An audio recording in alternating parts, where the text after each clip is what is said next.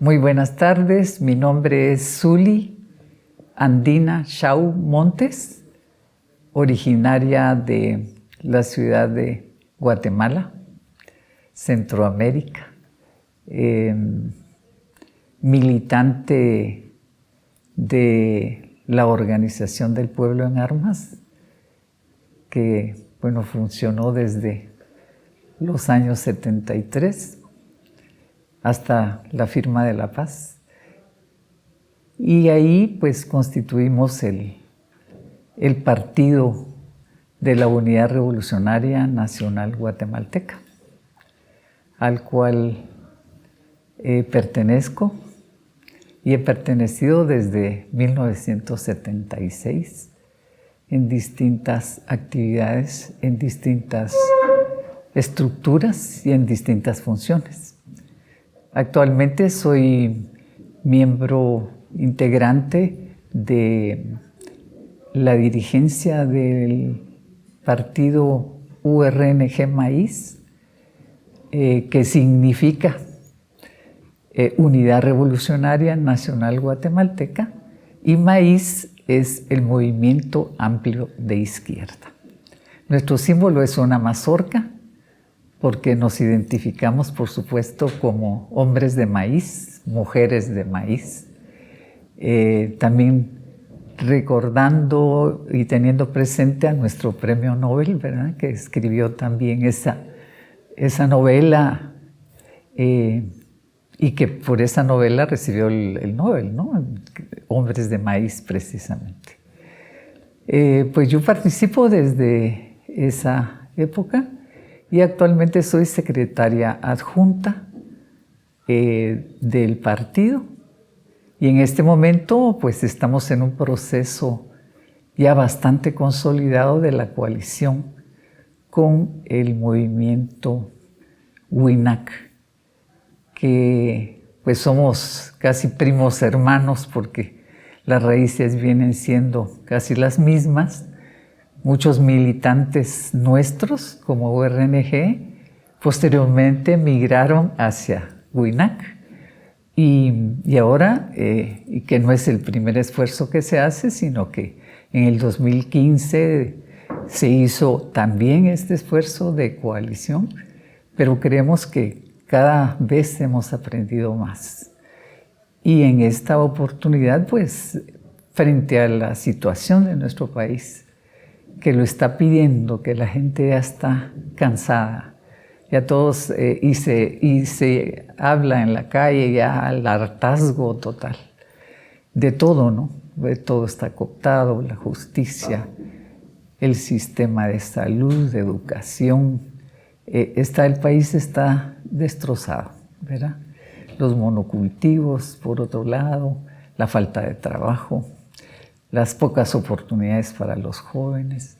Entonces, en este esfuerzo, viniendo de un movimiento armado revolucionario y que duró 36 años con costos muy elevados en vidas humanas, en dirigentes sobre todo, que formaban parte casi de un alto porcentaje de jóvenes y de profesionales y de dirigentes indígenas, dirigentes campesinos.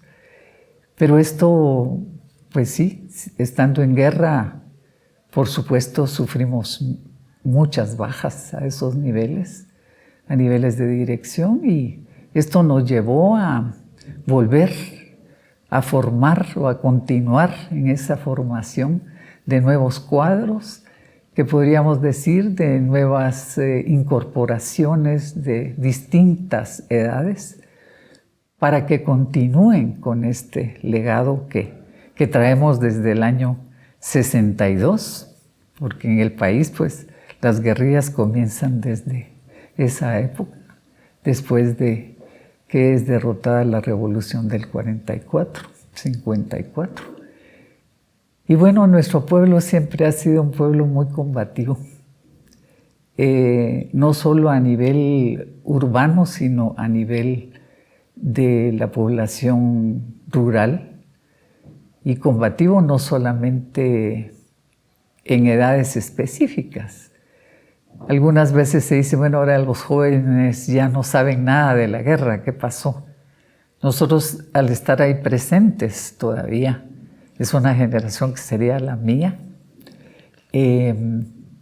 pues tenemos mucha experiencia y sobre todo mucha vida recorrida, mucho proceso histórico realizado, la historia no escrita y pasiva, sino una historia permanente que camina y que está ahí, y que eso lo podemos transmitir a los jóvenes. Yo en el movimiento revolucionario tuve, pienso que una gran fortuna de ser la pareja de vida, mi compañero Rodrigo Asturias, su nombre de guerra Gaspar Hilón, hijo del premio Nobel Miguel Ángel Asturias. Entonces fue mi compañero de vida desde el año 76 hasta su muerte, al año 2005, en el mes de junio precisamente. Creo que se sigue sintiendo la ausencia, ¿verdad?, de ese dirigente. Muchas veces decimos, ¿pero por qué tan joven murió? Tenía 65 años. Pero él nos dejó una línea marcada, una esperanza, y que la seguimos manteniendo. Formó muchísimas generaciones.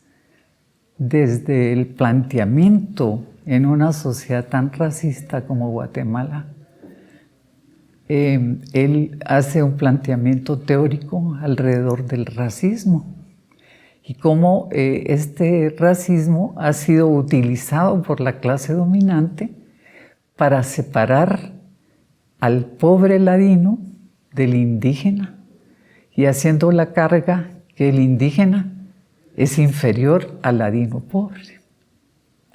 Entonces se da todo ese marco y toda esa estructura de poder, no solamente estructural, sino también de superestructura, de inclusive frases como esta: bueno, yo soy pobre pero no soy indio, ¿verdad? Que llevaba entonces el indio es el inferior al ladino pobre, aunque estén en las mismísimas condiciones. Y ya no digamos a la mujer indígena, también la carga es doble, ¿no?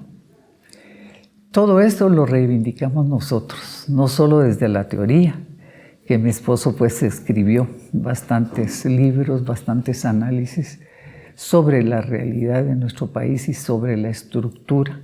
De hecho, tiene un libro que nunca se publicó, solo en la clandestinidad lo publicábamos con mimeógrafo, que se llama precisamente La militarización del poder oligárquico. Esta militarización tiene que ver con que los militares de altos rangos pues eran los que cuidaban a los ricos, pero de pronto ellos también se convierten en ricos. Entonces es la militarización de ese poder oligárquico, que actualmente pues sí se han fusionado ya por intereses económicos. Ya no es el militar que sirve o que cuida o le protege la espalda al rico, sino que ya también se combinan ahí intereses económicos, políticos y por supuesto de distribuir las instituciones, ¿verdad? Actualmente están en manos de varios militares que están de baja. Y nuestro país entonces ha ido también conformando otro rostro, ¿no? No es el mismo que nosotros vivíamos en el año 76, 77. Teníamos identificado quién es el enemigo y nosotros para formarnos como militantes en ese tiempo, yo tendría como 18 años cuando me incorporó a la guerrilla, pues la pregunta era los principios y objetivos. ¿Quiénes somos? ¿Por qué luchamos? ¿Para qué luchamos? ¿Y contra quién luchamos? Respondidas esas 4 preguntas y trabajadas estas con población analfabeta en el campo, porque yo estuve en el Tajumulco, donde estaba uno de los frentes guerrilleros nuestros, y se encontraba el puesto de mando. Igualmente teníamos cerca la radio Voz Popular, que estaba más ubicada en el volcán de Tacaná y Tajumulco. Estuvimos transmitiendo mucho tiempo.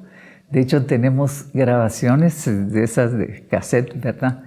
Pues alrededor de 1000 grabaciones, ¿verdad? Se transmitió en onda corta y sí se llegaba de esa manera a la población. Entonces siempre era esa ilusión de estar buscando, dice, bueno, si nos bloquean en tal, corre un poquito el lugar de sintonía para que nos sigas escuchando. Y bueno, fue toda una creatividad muy grande que se tuvo con unos dirigentes de esa calidad, ¿verdad? Entonces seguimos recordando y tenemos presente que nuestro compromiso es con el país, con el pueblo y con nuestros dirigentes que nos formaron, que nos dieron la línea y que ahí se sigue recordando en el campo, en la ciudad y en nuestras organizaciones. Entonces ahora, pues, frente al reto que viene de las elecciones, en una complejidad, ¿verdad?, en el tiempo que iniciamos el movimiento ya desde la Organización del Pueblo en Armas, ubicada en el volcán Tacaná, en el occidente del país, casi frontera cercana a México. Igualmente en el lago de Atitlán teníamos otro frente, ¿verdad? Ahí nos decían los cachalales, que eran los blancos, pero era toda la población sutujil. Inclusive ellos tenían la certeza que íbamos a tomar el poder. Y en ese tiempo llegó un momento de una coyuntura muy importante, antes de unos golpes muy fuertes que nos dio el ejército en el año 81. Casi sentíamos, ¿verdad? Y cuando se da el triunfo, precisamente de Nicaragua, mucha expectativa hubo, ¿no? Que después de Nicaragua venía Guatemala. Habían condiciones de todo tipo, dirigencia, condiciones organizativas, subjetivas, objetivas. Un campo internacional que sí ya comenzaba a resonar nuestro país, gracias a que teníamos un gran desarrollo de trabajo internacional en distintas partes, entre ellas México, Europa, los países nórdicos.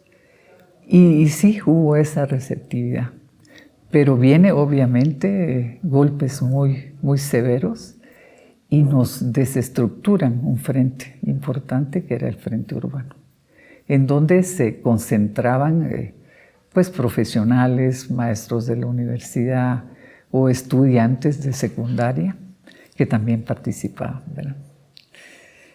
Entonces tenemos toda una historia, toda una trayectoria. Y ahora nos preguntamos qué país queremos. Pues ese país donde haya justicia social, donde la gente no se muera. En Guatemala la gente, hay personas que se mueren de hambre, hay niños que se mueren de hambre. La desnutrición, y ya no solamente desnutrición, sino la desnutrición crónica, se ha elevado enormemente. En el último informe de desarrollo humano estamos ya cerca de Haití, ¿verdad? Los últimos, siendo el país productor con tierras fértiles pero esto no llega a la población, sino se queda a nivel de pequeños grupos en donde se concentra la riqueza. Entonces este esfuerzo no es un esfuerzo porque siempre hemos trabajado con esa mística, digamos, con este deseo, con esta esperanza, ¿no? De que el país tiene que ser distinto alguna vez y que esperamos pues que sea de alguna manera esta generación, ¿no?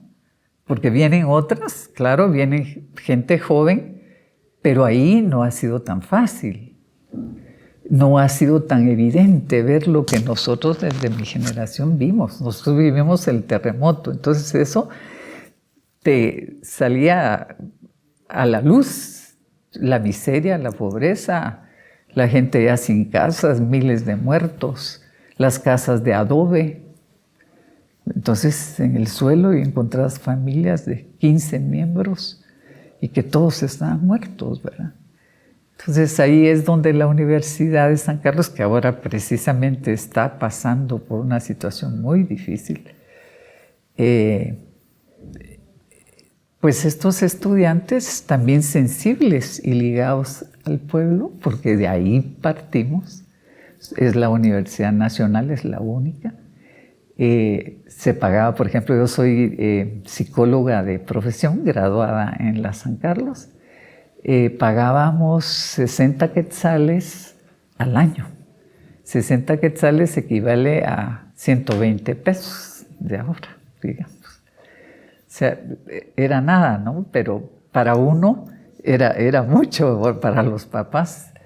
Pero sí nos formó a muchas generaciones la Universidad de San Carlos. Y en este momento, pues ya esa universidad ha sido cooptada de alguna manera. Por eso es que los jóvenes, no del todo, pues hay un sector que hay que irlo todavía concientizando. Sin embargo, tenemos esa gran virtud de lo etario, ¿verdad? Desde los que participamos desde los inicios hasta los jóvenes que están ahora, pensemos de 16, 17 años. Pero bueno, ya muchachos de la universidad, no todos comparten determinada forma de ver la vida, porque ha habido también rasgos de fortalecer y sobre todo con las redes sociales que sabemos que nos va a ayudar a nosotros ahora, pero también ha hecho de los jóvenes pues un individualismo fuerte, marcado.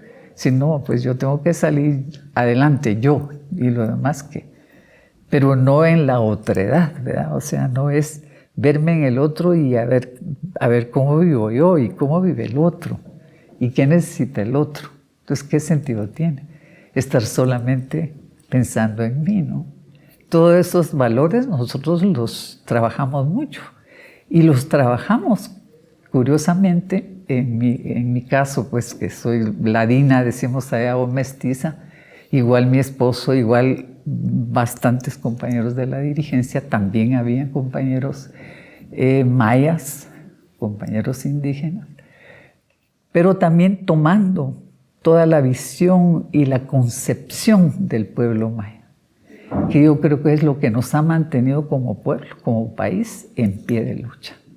Porque todo lo que se ha sufrido del genocidio, de las masacres, todo, con un ejército de los mejores armados de América Latina, formados en la Escuela de las Américas, formados por israelitas, etc.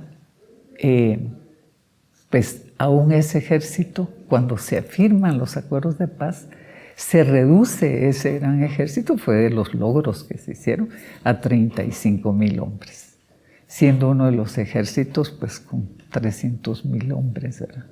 Hombres arma, ¿no? Entonces se llega a alto al fuego y comencemos a negociar. Y bueno, ahí jugó un papel enorme México, facilitando las conversaciones de paz y también la Iglesia Católica, en este caso, la intervención de Monseñor Quesada, que también jugó ese papel. Y también en ese momento pues decía, bueno, en Guatemala hay guerrillas, pero se está ya en ese momento de negociar. Entonces la esperanza es esa, llevar los acuerdos de paz, que son agenda de país, que se tiene, tenemos la agenda de país, pero ningún gobierno la ha puesto en práctica. Entonces la tenemos ahí, y la gente, y sobre todo la población indígena, porque hay un acuerdo que se llama Identidad y Derechos de los Pueblos Indígenas. Ahí es donde se instrumentaliza el acuerdo, pero ya no solo como un instrumento de lucha, sino una metodología. Es decir, claro, aquí estamos nosotros, aquí nos vemos reflejados en estos derechos y en estas identidades. Entonces la fuerza del pueblo maya es tan grande en su concepción de su espiritualidad, porque Guatemala es un país muy católico y ahora ha entrado mucho la iglesia evangélica y luego militarizado, pero esa fuerza de otra concepción distinta del hombre, integrado a la naturaleza, que el río es tu amigo, que los árboles son tus hermanos. O sea, ver que la tierra es parte integral de uno y que uno es parte también de ese entorno, ¿verdad? Del territorio. Y eso se siente, se vive y lo trasladan los abuelos y también los jóvenes en el área rural sobre todo.